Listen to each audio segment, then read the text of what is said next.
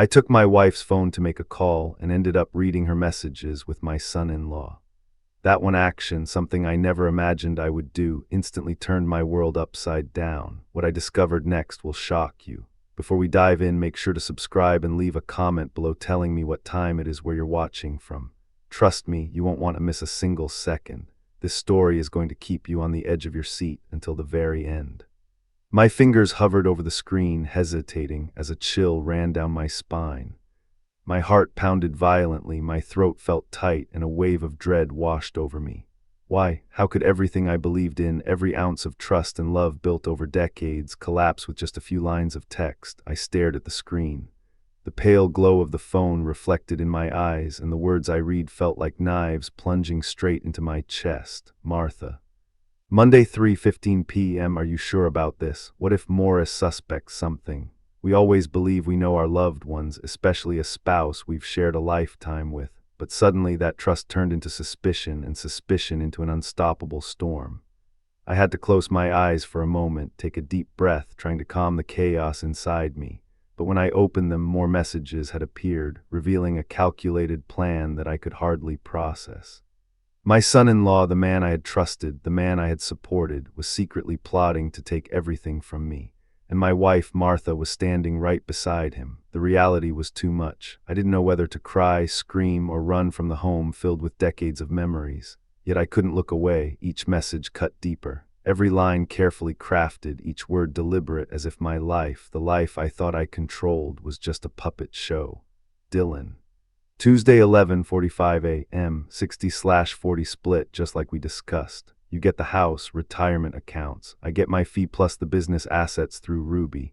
I read that sentence over and over, unable to believe it. They were plotting to take everything I had built with my own hands. Dinner at the table, which once felt warm and full of laughter, now seemed like a stage set for deception.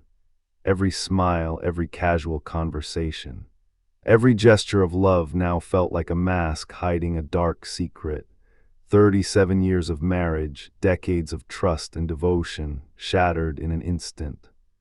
But amidst the shock and despair, something unexpected rose inside me, not collapse, but determination. No, I would not allow them to destroy my family so easily.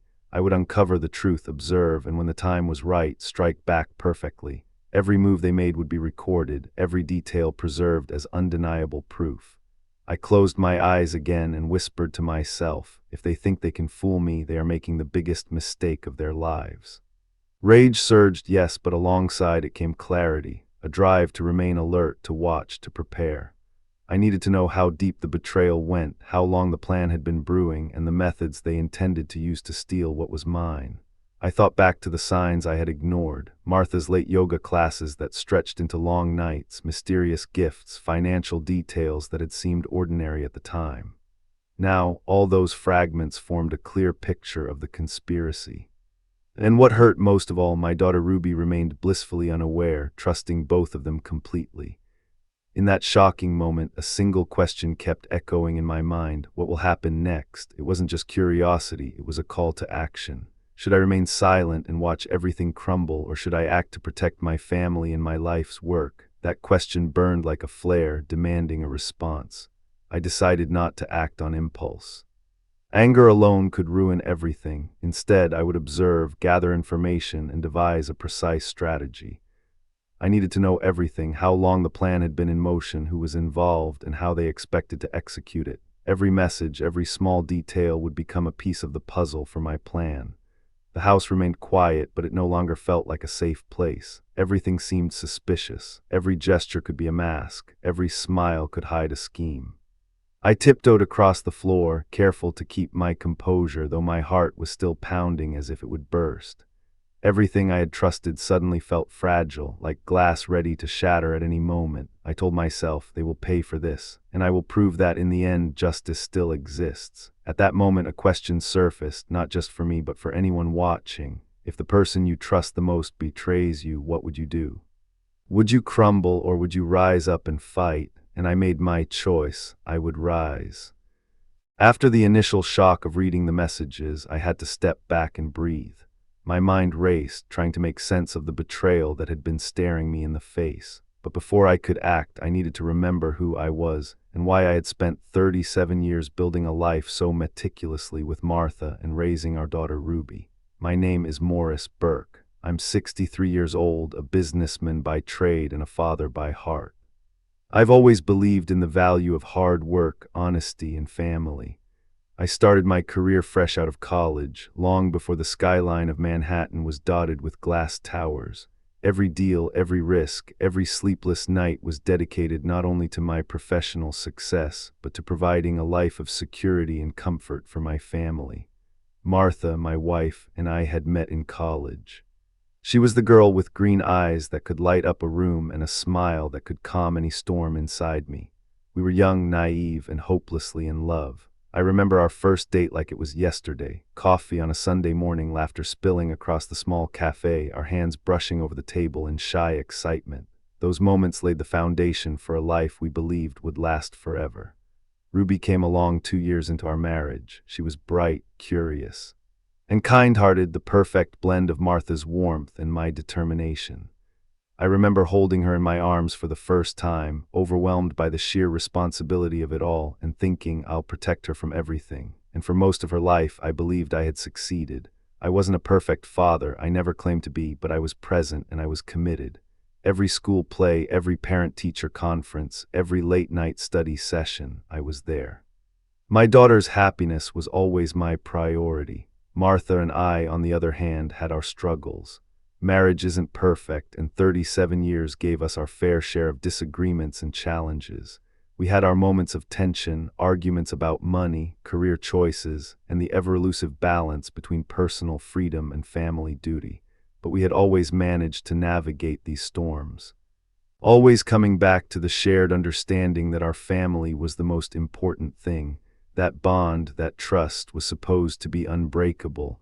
I'd like to think I was a good husband. I provided, I protected, I supported Martha in every way I knew how. I noticed her dreams, encouraged her hobbies, and always tried to make her feel valued, even as life's responsibilities piled on. And she appeared to reciprocate in every way: the family dinners, the support during my toughest business negotiations, the quiet companionship after long days. I never suspected that beneath that calm exterior, something entirely different was unfolding. Ruby was at the heart of everything. She had grown into a remarkable woman, intelligent, determined, and compassionate. Even at 28, she carried the warmth of her childhood while navigating the world with a maturity beyond her years. She had married Dylan, a man I had once trusted and even admired. Dylan had been charming, intelligent, and utterly convincing. When Ruby told me she loved him, I believed her. I trusted him as much as I trusted my own judgment. And that trust, that blind faith in the people I loved, was exactly what they had exploited. In the wake of discovering the messages, I began to see the life I had built from a new perspective. My office, usually a place of pride filled with documents, contracts, and awards, now felt like a vault I needed to defend. Each photograph of Martha's smiles, every dinner invitation, every small gesture of domesticity suddenly seemed like pieces of a facade designed to distract me. My home, once a sanctuary, felt unfamiliar. The walls seemed to whisper secrets I wasn't meant to hear. I remembered the countless nights spent in that house, Ruby in her room doing homework, Martha reading quietly in the living room, and me working late, preparing for yet another negotiation. Every laugh, every conversation, every shared meal had been part of what I believed was a stable life. Now, every detail was tainted by suspicion. And yet, even in the midst of betrayal, I recognized the resilience I had built over decades. Life had tested me before, and I had survived. I had faced financial crises, ruthless competitors, and personal setbacks, and emerged stronger each time. This personal treachery by my wife and son-in-law would be no different. I would not be broken. I would rise. I needed to know the extent of their plan. How long had it been in motion? What were the precise methods they intended to use? And most importantly, how could I protect my daughter from being collateral damage in this scheme? I could not act blindly. I could not let anger dictate my next steps. I needed precision, strategy, and a complete understanding of the situation. So I began observing. I watched Martha carefully, noting every slight hesitation, every nuance in her expressions, and every unusual detail in her routines. Yoga classes that had always seemed innocent now took on a different meaning. Dinner plans that once felt like simple family time now appeared as strategic positioning.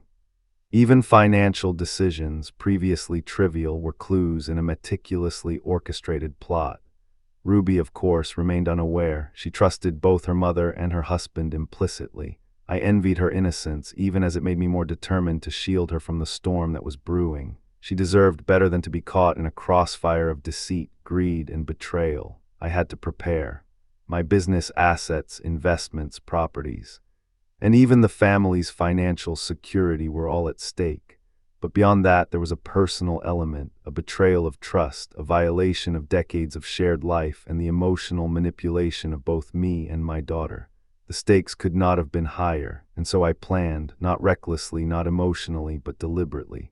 I would gather evidence, observe interactions, and collect proof of every deception, every message, every financial transaction. Every covert meeting would be documented. I would arm myself with facts because in a situation like this, emotion alone was not enough to protect what I had built. Through this process, I also began reflecting on my own life. I thought of my parents who had modeled integrity and perseverance and how they had faced adversity with dignity. I thought of my younger self, ambitious and idealistic, stepping into the world determined to make a mark, and I realized that while betrayal could shake a man, it could not define him. I still had the choice of how to respond, and I intended to respond with strength, intelligence, and unwavering focus. My home, once a place of comfort, had become a chessboard. Each player, Martha, Dylan, Ruby, and myself, occupied a position, each move carrying consequences. I was no longer simply a husband or father. I was a guardian of my family's legacy, a protector of the life I had built, and a strategist preparing for a confrontation that would decide everything. As I reflected, a single question kept returning to me. How could the people I trusted the most betray me so completely, and what would I do now that I knew? The answer was clear. I would not allow them to succeed. Not my wife, not my son-in-law, and not anyone who sought to undermine the family I had devoted my life to. I would act with precision, intelligence, and patience. In that quiet, tense space of reflection, I began mapping out my plan. Step by step, I would uncover the truth, collect evidence, and prepare for a confrontation that would ensure justice was served. It would not be easy.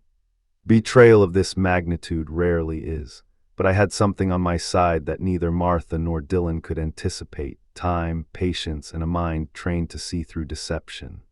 And above all, I had my daughter Ruby, the bright, determined woman who had inherited both her mother's intelligence and my own sense of fairness. She would be my ally, my confidante, and together we would face the storm.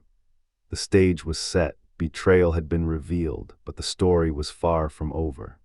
The next moves would determine the fate of everything I held dear, and I was ready. The first message blinked on my phone screen, simple in its appearance but catastrophic in impact. "Can't wait to see you tonight. Ruby has no idea." Read. At first, I stared at it, convinced my eyes were playing tricks. I reread it several times, hoping that context would absolve the words of their weight, that somehow they were innocent or misdirected. But as the evidence piled up, other messages, subtle nuances, half-erased conversations, I realized the truth was undeniable. My wife Martha and my son-in-law Dylan were conspiring behind my back. The magnitude of the betrayal struck me like a physical blow. I could feel my chest tighten, my stomach churn, and a sudden vertigo of disbelief and rage swirl in my mind. How could two people I trusted implicitly, the ones I had dedicated decades of my life to, be so deceitful, so manipulative? And why? The shock was compounded by the details in the messages. They weren't vague or casual. They were strategic, deliberate, and suggestive of long-term planning. Every phrase hinted at secrecy. Every heart emoji seemed like a dagger in my chest. The messages weren't just about emotional betrayal. They suggested manipulation, scheming, and potentially the dismantling of the life I had spent years building. I remember sinking into my chair in the study, gripping the edges as if holding onto the last fragments of stability. My hands shook, my vision blurred, and I had to remind myself to breathe. I was facing a new reality. The foundation of my life, my marriage, my family, my trust, had cracked in a way I had never imagined possible. This first shock, however, was just the beginning. As I scrolled through the messages, I discovered something even more unsettling. Dylan had been carefully extracting information from Ruby about my business dealings, my investments, and even my personal schedules. There were screenshots of financial statements, fragments of emails, and casual remarks about upcoming business meetings. It became clear that this wasn't just an emotional betrayal. It was a calculated attempt to destabilize me, my family, and my financial empire. The weight of this revelation sent me spiraling. I felt anger, fear, and profound sadness all at once. The anger was raw, primal, a burning need to confront, to demand answers, to make them pay for the deception.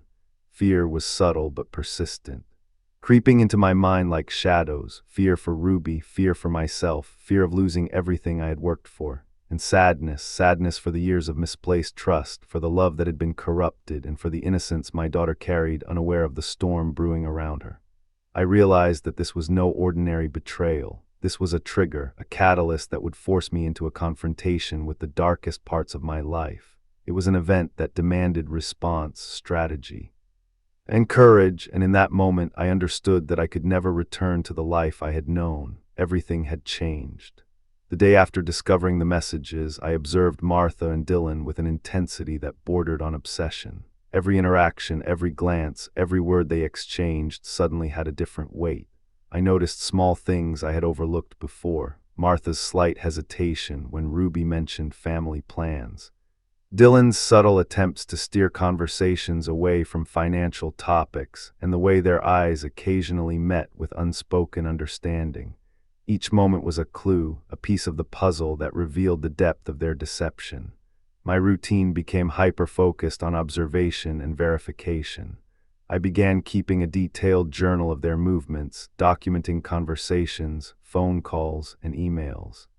I installed security measures, both digital and physical, to track any unusual activity without alerting them.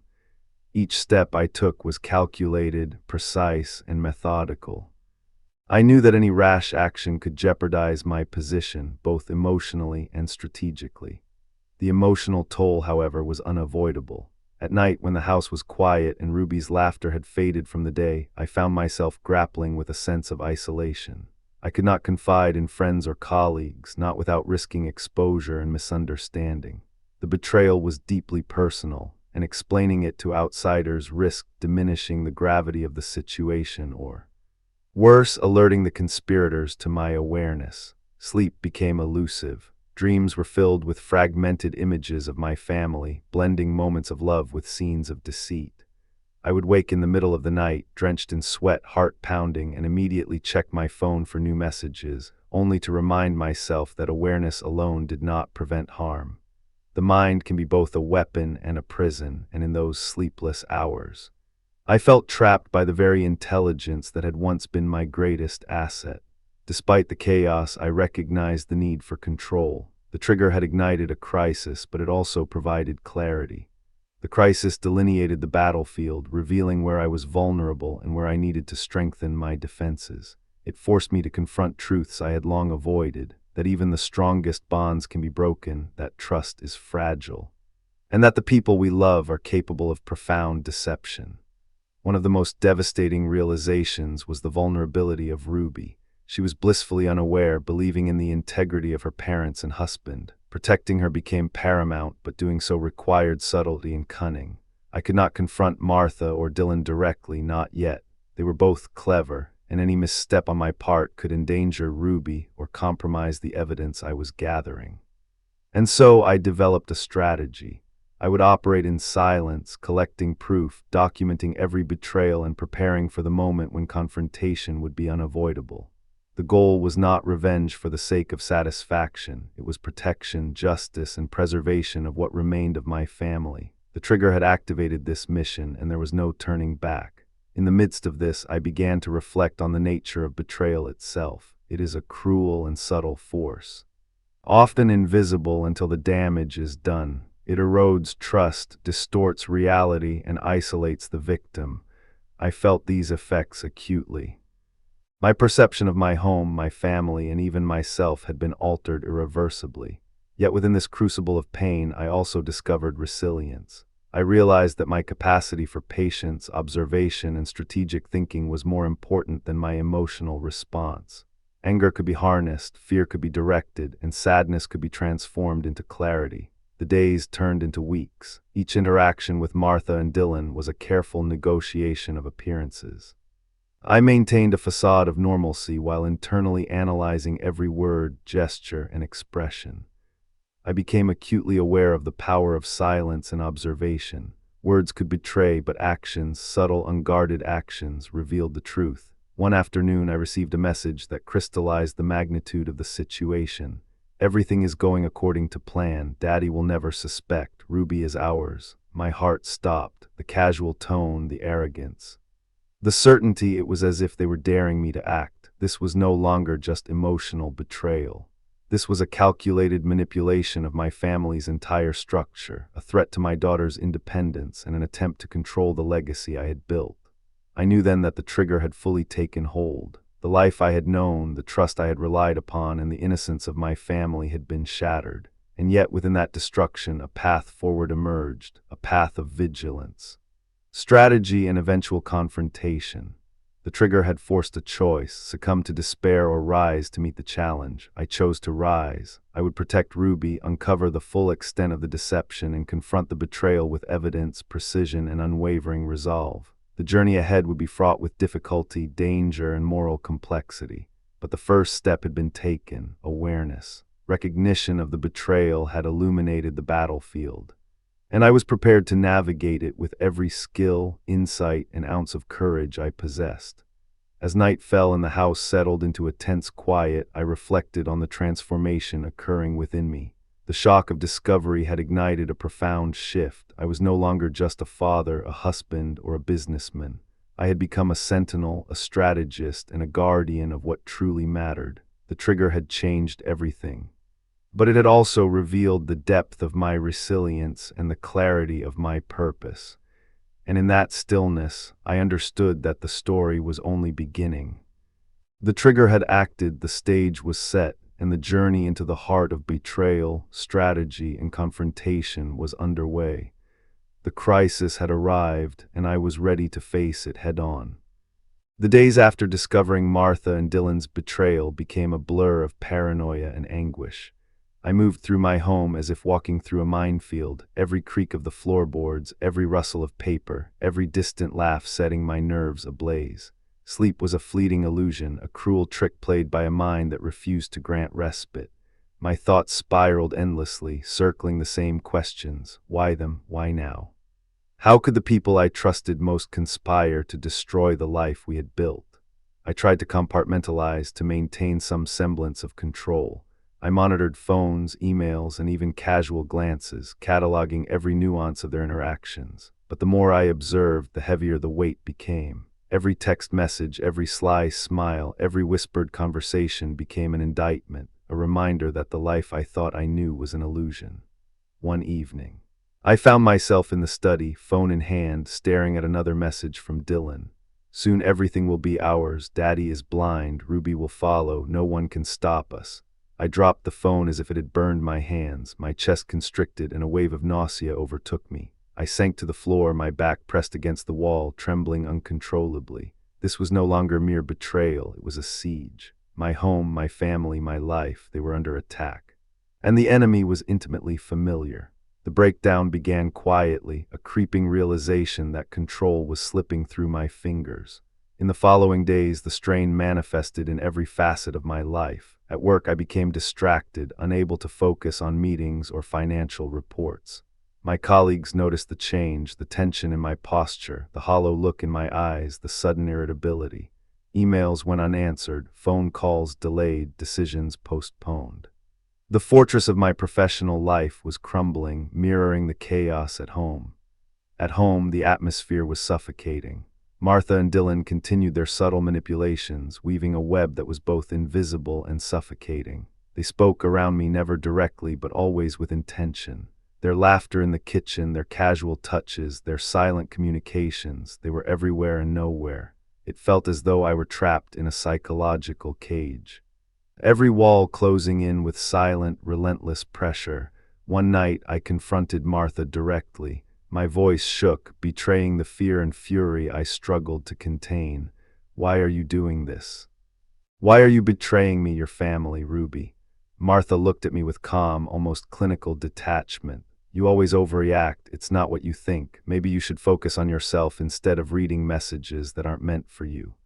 Her words were a blade cutting deeper than any confession could. The calmness in her tone, the lack of remorse, the sheer denial. It was as if she had rehearsed every possible response to maintain control over me. I felt the floor beneath me crumble, my last anchor of stability snapping in two. The emotional breakdown accelerated. I could no longer eat properly. Meals became a mechanical routine, sustenance without comfort. I wandered through the house in a haze, my thoughts consumed by suspicion, fear, and grief. The faces of my loved ones, Martha, Dylan, Ruby, blurred into a tapestry of betrayal. Every memory was tainted, every moment of happiness rewritten in shades of deceit. Sleep became a battlefield. I would awaken in the middle of the night, drenched in sweat, heart hammering, only to realize I was still trapped in the same nightmare that had begun with the first shocking message. Dreams merged with reality. I saw Martha and Dylan whispering in shadows, Ruby's laughter turning into cries, my possessions being taken from me, my reputation dismantled before my eyes. The mind, in its desperation, had become both tormentor and prison. The breakdown wasn't only emotional, it became physical. My body weakened under the relentless stress. Nights without sleep, days without proper nutrition, and the constant tension in my muscles led to migraines, trembling hands, and an unshakable fatigue. Even routine tasks, making coffee, checking emails, greeting a colleague, felt monumental, requiring every ounce of focus and energy I could summon. Isolation compounded the despair. Friends and family sensed the change but didn't know the cause. When I tried to confide in a close friend, the words stuck in my throat. How could I explain the depth of betrayal without sounding paranoid, melodramatic, or broken? And if I did, what if it reached Martha or Dylan? Trust, once a given, had evaporated, leaving a void where companionship and support should have existed. One afternoon, in a rare moment of clarity, I realized I could not continue like this. The breakdown had reached its apex. I was overwhelmed by grief, fear, and helplessness. I stood in front of the mirror, staring at my reflection. The man looking back at me was unrecognizable, eyes hollow, face gaunt, hair disheveled, posture defeated. The realization hit me like a thunderclap. The betrayal had taken not only my trust and my home, but also my sense of self. The apex of despair manifested most vividly in Ruby. I saw the innocence in her eyes, the trust she placed in me, and I felt both the desire to protect her and the crushing weight of my inability to do so fully. Every lie Martha and Dylan whispered, every secret maneuver, threatened not only my world but the emotional well-being of my daughter. The sense of helplessness was suffocating, a tidal wave of guilt and sorrow that threatened to drown me entirely. During this time I began to question everything. My judgment, my choices, even my memories. Was it possible I had missed signs earlier? Was my trust naive, my love misplaced? Every memory of kindness, of shared laughter, now carried the sting of suspicion. Every embrace, every word, every promise became suspect. The breakdown wasn't only emotional, it was existential. I no longer knew who to trust, who I was, or what reality truly represented. The psychological toll was accompanied by a profound sense of betrayal that extended beyond the immediate family. I had always believed in the moral integrity of my household, the sanctity of trust, the unspoken bonds that hold families together. To have those foundations dismantled so methodically, so completely, shook me to the core. Every principle, every belief, every sense of security I had relied upon was now fractured, leaving me suspended in an abyss of doubt and despair. The breaking point came one night when I returned from work to find Dylan casually going through my study drawers. I froze, heart pounding, unable to intervene immediately without revealing my awareness. The casualness of his actions, the sense of entitlement, the ease with which he navigated my personal space, it was the embodiment of the betrayal I had feared. I retreated to my room, locked the door, and finally let the torrent of emotions consume me. I screamed, I cried, I pounded the walls, I threw objects in rage. It was a cathartic eruption, the only outlet for the overwhelming pressure building within me. Hours passed, and I remained there, drenched in sweat, shaking, my body exhausted. But my mind still ablaze with fear and sorrow. In the weeks that followed, the breakdown continued its relentless course. The emotional, psychological, and physical tolls intertwined into a complex, suffocating web. I vacillated between despair and rage, between moments of clarity and periods of paralyzing indecision. Every interaction with Martha and Dylan became a trial, every silence a calculated threat, every gesture a potential deception. And yet, within the depths of this breakdown, something remarkable began to emerge. Amid the despair, a spark of resolve flickered. It was faint at first, buried beneath layers of grief and fear, but it was there, an awareness that to survive I needed to transform this pain into action. The breakdown, while devastating, had clarified what was at stake, what needed to be protected, and what strategies were necessary. I realized that the breakdown was both an ending and a beginning. It marked the collapse of the life I had known, but it also illuminated the path forward: careful observation, strategic planning, and eventual confrontation. I could no longer function as I had before, but the very act of enduring, surviving, and preparing became a foundation for what was to come. The stage was set. The apex of despair had arrived, dragging me through darkness, fear, and pain. But in that darkness, I glimpsed the faint outline of strategy, of determination, and of eventual reclamation. The breakdown was complete, but from it, the next chapter of resilience, confrontation, and revelation would emerge. And so, as I sat alone in the dead of night, listening to the quiet hum of a house steeped in betrayal, I understood the truth. Absolute despair can either destroy or forge a person. I was broken, yes, but in that brokenness, the seeds of strength were quietly taking root. The darkness of the breakdown lingered long after the initial waves of shock and despair. But within that shadow, a faint glimmer began to emerge, a fragile light of awareness, a subtle recognition that my suffering, while immense, could also become a catalyst for change. It began with small realizations, almost imperceptible at first, like whispers in the midst of a storm. I remember the first morning of clarity vividly. The night had been another long, sleepless ordeal, spent pacing the halls of my home, haunted by the echoes of laughter and betrayal. But as the pale light of dawn filtered through the curtains, I paused by the window and saw Ruby asleep peacefully in her room. Her innocence, untouched by the deception around us, struck me with an intensity I had never felt before. I realized with startling clarity that my despair had centered too much on betrayal and anger, and not enough on responsibility and protection.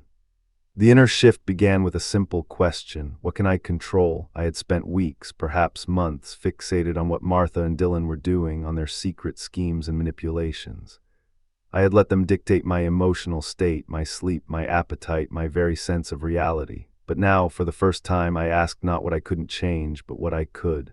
I started small. I created routines. I reclaimed my mornings, insisting on taking the first hour of daylight to meditate, reflect, and plan.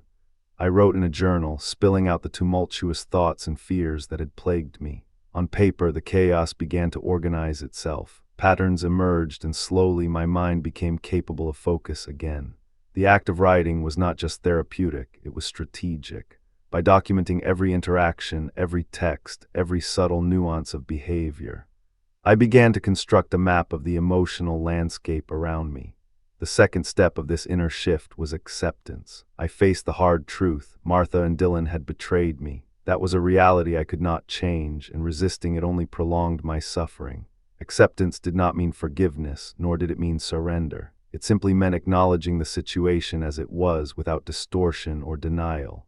I allowed myself to feel the full weight of anger, grief, and fear. But I did not allow those emotions to dominate my actions. A critical moment of insight came during a long walk in the park. I had avoided social interactions for weeks, but the crisp air and the rhythm of walking provided clarity. I reflected on my past, on choices I had made, the trust I had extended, the boundaries I had neglected. It became evident that my powerlessness had been amplified by my inaction, by my assumption that love and trust alone would protect my family. To regain control, I needed not only emotional resilience, but also strategic thinking. It was then that I uncovered a hidden strength I hadn't recognized before: patience. In the midst of my breakdown, I had been reactive, explosive, and consumed by urgency. Now I realized that strength was not only in immediate action, but also in careful observation, in understanding the dynamics fully before confronting them. Patience became a tool of empowerment, a weapon against the chaos that had threatened to destroy me. As I continued this inner journey, I also confronted the vulnerabilities that had made me susceptible to manipulation. I examined my own patterns of avoidance, of seeking approval, of placing trust where boundaries should have existed. This self-reflection was painful, yet it was illuminating. It revealed the hidden mechanisms of my emotional world, the triggers, the blind spots, the habits that had allowed betrayal to take root. By naming them, I began to dismantle their power over me. One of the most transformative revelations was the rediscovery of my purpose. The breakdown had stripped away many illusions, but it had also cleared the space to see what truly mattered. I was not defined by betrayal, nor by the manipulations of others. I was defined by my love for Ruby, by my commitment to integrity, and by my determination to restore balance in my household. That clarity fueled a quiet but unyielding resolve. During this phase, I also began to reconnect with my wider support network. Friends who had sensed my distress were relieved to see me emerge from the fog, and their encouragement reinforced my growing resilience. I learned to articulate my boundaries, to ask for help, and to accept that strength sometimes lay in vulnerability. This paradox, finding power through openness, was a cornerstone of the inner shift. A pivotal moment came when I confronted my own assumptions about Martha and Dylan. I realized that in many ways I had projected my fears onto them, interpreting actions through a lens of suspicion rather than fact. This was not to excuse their behavior, it was to understand my own perception and gain clarity. By disentangling reality from fear, I could respond with precision rather than panic. I also discovered the importance of emotional regulation. Meditation, controlled breathing, and visualization techniques became essential tools. Whenever anxiety or anger surged, I practiced grounding myself in the present, reminding myself that the future was not yet written, and that I had the agency to shape it. Emotional discipline was not instantaneous, it required daily effort and vigilance. But over time it became a muscle, strengthening my capacity to navigate treacherous interpersonal terrain. In parallel, I began to observe Martha and Dylan with a new lens, not with suspicion alone, but with understanding of strategy and human behavior. I started to see patterns, moments of overconfidence, inconsistencies in stories, subtle cues of anxiety. These observations allowed me to anticipate potential manipulations and plan responses without emotional entanglement. The inner shift was not just about emotional recovery. It was about cultivating discernment, foresight, and tactical intelligence. The journey was further deepened by reflection on my own history. I recalled times when I had overcome challenges, when adversity had strengthened rather than defeated me. These memories served as a reminder that resilience was a learned skill, forged through experience. The breakdown, as painful as it was, became part of that learning, a crucible in which endurance, awareness, and strategic thought were being tempered. Amid this process, I also uncovered a profound sense of empathy, not for the betrayers, but for the complexity of human behavior itself. Understanding that people are often driven by fear, desire, and insecurity helped me detach emotionally from Martha and Dylan, reducing the personal torment they caused. This detachment was liberating. It allowed me to reclaim mental space, focus on action, and cultivate emotional sovereignty. The inner shift culminated in a profound insight: suffering, while excruciating, can catalyze transformation. The breakdown had stripped me to my core, exposing weaknesses, vulnerabilities, and fears. But from that exposure emerged awareness, clarity, and power. Pain, I realized, was not merely to be endured. It could be transmuted into insight, strategy, and resilience. By the time I reached the final stages of this internal transformation, I felt a renewed sense of purpose. The calm after the inner storm was deceptive. On the surface, everything seemed unchanged. Ruby still played in her room, the house remained silent except for the faint ticking of the clock, and the betrayal by Martha and Dylan still hung in the air like a dark, unspoken presence. Yet beneath that surface, everything had shifted. I was no longer the man who had discovered their deceit in panic and despair. I had awakened, and with that awakening came strategy, control, and an unrelenting resolve. The first step in reclaiming power was information. During the weeks of inner reflection, I had meticulously documented every detail: messages, interactions, behaviors, and patterns of manipulation. Every lie, every half-truth, every subtle attempt to provoke and confuse was recorded with precision. This dossier was more than evidence, it was a roadmap for action.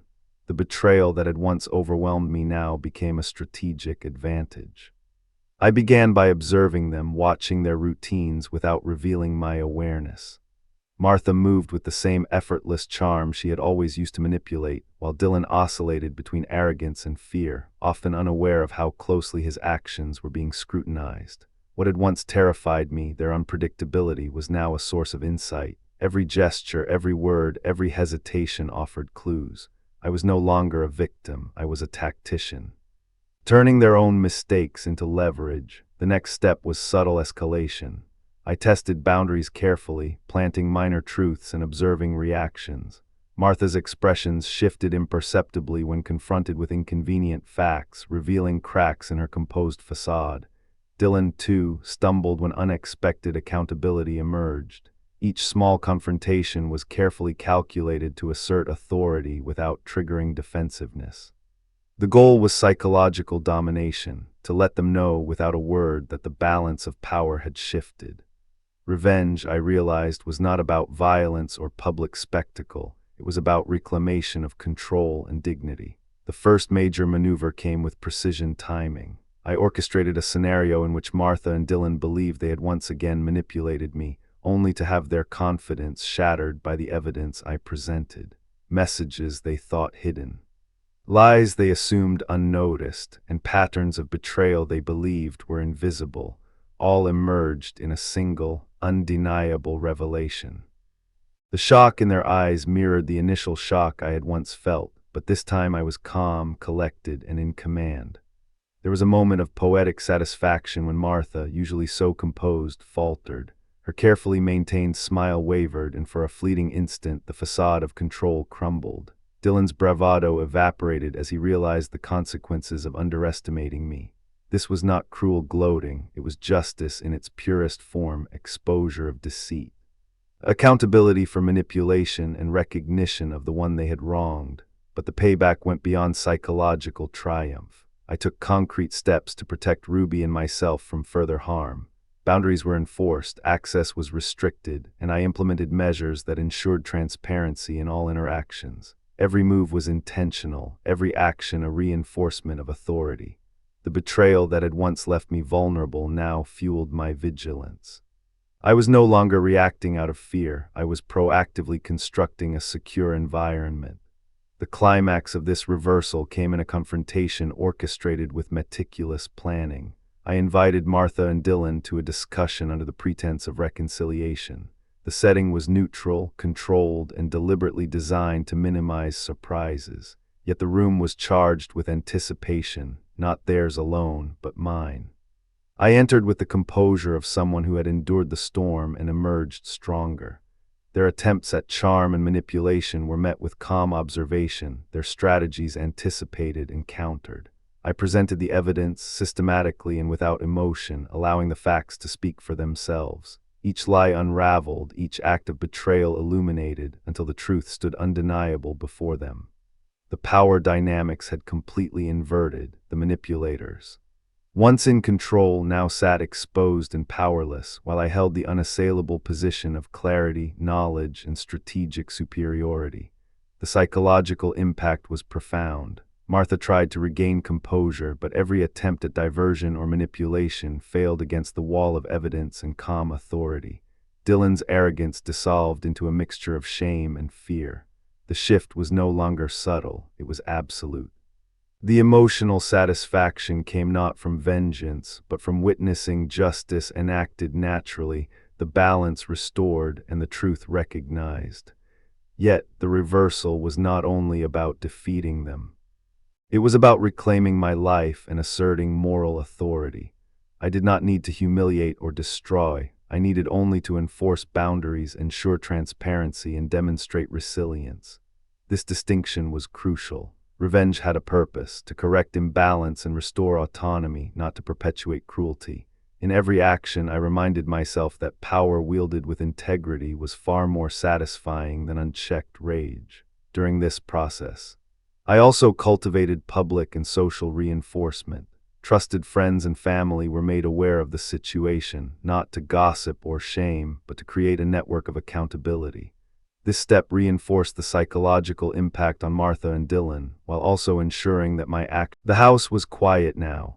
The chaos that had once threatened to shatter everything had settled into stillness, leaving only the faint hum of daily life. Ruby's laughter echoing from her room, the soft rustle of pages as she flipped through a book, and the occasional creak of the floorboards beneath my feet. For the first time in what felt like an eternity, I could breathe without the weight of betrayal pressing down on me. I sank into the armchair by the window, watching sunlight spill across the floor, casting golden patterns that shifted slowly with the movement of the day. It was in this quiet that reflection became unavoidable. The journey from shock, breakdown, and rage to reclamation had been grueling, yet necessary. Every tear shed, every sleepless night, and every pang of uncertainty had carved a deeper understanding of myself and the life I was determined to protect. I thought about the moments of despair, the times I had felt powerless, and the overwhelming sense of isolation that had once consumed me. Those moments were now lessons, not burdens. Each pain had a purpose: to illuminate the boundaries I needed to set, to reveal the strength I had never recognized in myself, and to teach me the importance of vigilance, awareness, and integrity.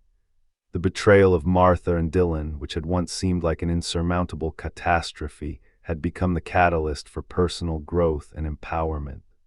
Ruby's laughter drew me from my thoughts, and I watched her through the doorway, carefree and radiant. Protecting her had been my greatest motivation, but now I realized something deeper. The path I had walked had not only safeguarded her innocence, but had also forged my resilience. I had emerged stronger, wiser, and more intentional in every decision. The chaos had tested me, but it had also revealed a power I did not know I possessed, a power to shape my reality, to enforce boundaries, and to act with integrity even when faced with deceit. I thought about Martha and Dylan, not with anger, but with clarity. Their manipulation and betrayal were chapters in my story, not the defining narrative. They had revealed the vulnerabilities I needed to address, but they would not dictate the future. In their downfall, there was no celebration of cruelty. There was the quiet satisfaction of balance restored. Justice had been enacted through awareness, strategy, and moral courage rather than through malice. This realization brought a strange, almost serene sense of closure. The lessons I carried forward were not abstract, they were tangible guides for life. Trust must be measured, not given blindly. Awareness is a shield as much as it is a tool. Strength is cultivated not only through confrontation, but through patience, observation, and deliberate action. Most importantly, integrity is the compass that navigates chaos. In reclaiming my life, I had also reaffirmed these principles, ensuring that future choices would be grounded in clarity, wisdom, and self-respect. I closed my eyes for a moment, letting the sunlight warm my face and the quiet envelop my mind. Reflection, I realized, was a form of liberation. It allowed me to honor the pain without being consumed by it, to recognize growth without arrogance, and to acknowledge justice without bitterness. The journey had transformed fear into courage, despair into determination, and betrayal into empowerment. The stillness around me was not emptiness. It was a testament to resilience, a canvas upon which the next chapters of life could be intentionally painted. As I opened my eyes, I noticed a small note Ruby had left on the table. "Daddy, you're my hero." A simple phrase, yet it carried the weight of every struggle, every victory, and every quiet moment of determination. It reminded me that life was not measured solely by the battles we fight, but by the love we nurture, the integrity we uphold, and the lessons we carry forward. Protecting what mattered most had given purpose to every hardship endured. I leaned back, reflecting on the arc of this story, from shock to breakdown, from inner awakening to measured payback. Each phase had been a crucible, forging resilience and wisdom. Yet the final lesson was clear. True strength lies not in the dramatic moments of confrontation, but in the quiet reclamation of life, in the conscious choices to act with integrity, and in the unwavering commitment to protect what matters most. The world outside continued in its indifferent rhythm, unaware of the personal storm that had raged within these walls. But that was no longer my concern. The battle was over, the balance restored, and the path forward illuminated by experience and insight. I had reclaimed my narrative, and in doing so had created a life defined not by fear, manipulation, or betrayal, but by awareness, resilience, and the quiet strength of moral clarity. In that stillness I whispered to myself, almost inaudibly, I am stronger than I knew, and life will always find balance if we face it with courage. The words were not a boast, they were a reflection, a promise to myself, and a recognition of the journey